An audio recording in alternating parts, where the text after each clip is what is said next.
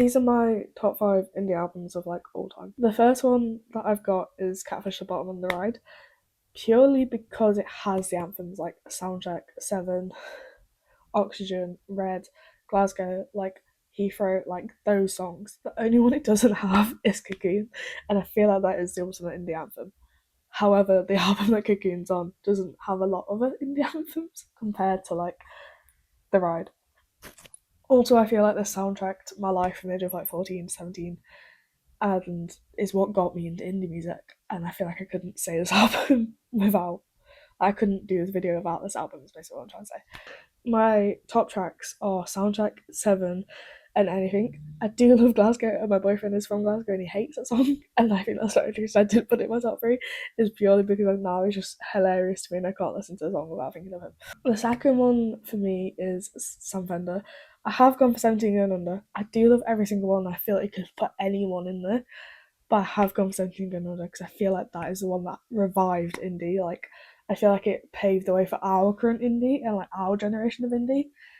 So I feel like you couldn't say any other album than 17 Going Under. Also, have it tattooed on me. So if I didn't say 17 Going Under, I feel like I'd be lying. Top tracks are Dying Light, of course, Get You Down, and Paradigms. One for me is a 1975 being funny in a foreign language. I have gone for this one other than like the other ones because I just feel like this is the one where everyone knows every single song, and when it came out, everyone was like obsessed with it. And I feel people are still obsessed with it, and everyone has a favorite song from the album, whereas some of the other albums are slightly 50-50. And this was really hard for me to choose because I'm so alive are one of my favourite bands, and Sincerely Scary is like my favourite song of all time. My top tracks are part of the band When We Were Together and No Caroline. The fourth one I really struggled with because I could have put Wonderhorse, I could have put Fontaines, I could have put Inhaler, like, you know, but for me, it's the Snuts WL album because I feel like this album isn't talked about enough anymore. But it has Glasgow on it, it has Always, like, those are the festival gig anthems, I feel, and all the songs they will always have on their set list.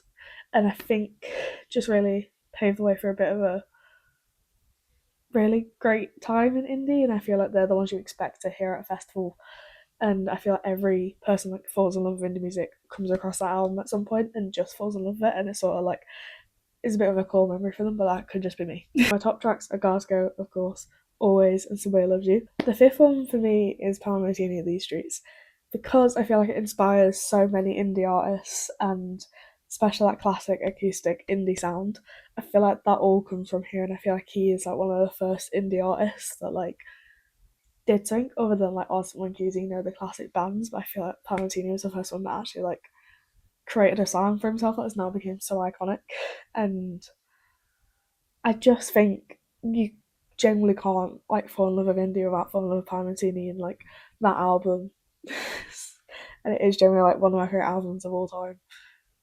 Like I just love it, and I feel like I couldn't have not put it on here. The top tracks for me are Jenny Don't Be Hasty, Last Request, and Alloway Grove, and those are my top 5 indie albums.